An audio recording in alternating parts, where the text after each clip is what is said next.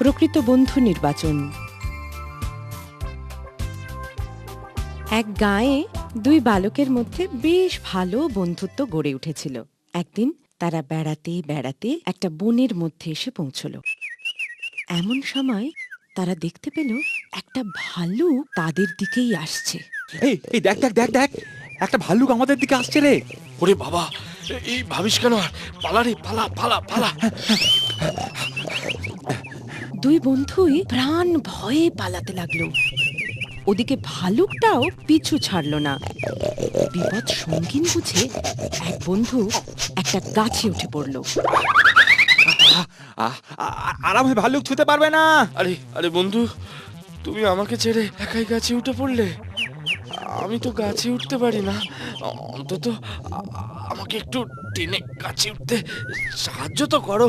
হ্যাঁ, তোমায় টানতে গিয়ে যদি আমি পড়ে যাই? না না না, আর সময় নষ্ট করা চলবে না। দ্বিতীয় বন্ধুটির মাথায় একটা বুদ্ধি এলো। তার একটা কথা মনে পড়ে গেল, ভালুকেরা মরা মানুষ বা প্রাণী ছোঁয় না। সে তখনই তার উপস্থিত বুদ্ধির বলে মরা মানুষের ভান করে মাটিতে শুয়ে পড়ল। ইতিমধ্যেই ভালুকটি দ্বিতীয় বন্ধুর কাছে এসে পড়ল। ওদিকে প্রথম বন্ধুটি কৌতূহলবশত গাছের ওপর বসে বসে সব দেখছিল। ভালুকটি দ্বিতীয় বন্ধুটির সারা গায়ে শুঁকে শুঁকে পরীক্ষা করছিল যে সে জীবিত না মৃত। দ্বিতীয় বন্ধুটি তো নিজের নিঃশ্বাস বন্ধ করে মরার মতো পড়ে রইল। আরে আরে, ভালুকটা ওর কানের কাছে মুখ নিয়ে কি করছে?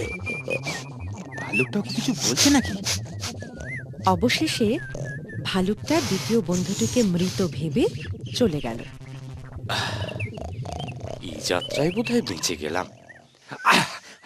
আরে বন্ধু, হ্যাঁ ভালুকটা চলে যাওয়ার আগে তোমার কানে কানে কি যেন বলে গেল মনে হলো। হ্যাঁ, বলে গেল বই কি। কি বললো? ভালুকটা বলে গেল, যে বন্ধু বিপদের সময় অপরকে ফেলে দিয়ে পালায় তার সঙ্গে কখনো বন্ধুত্ব করো না।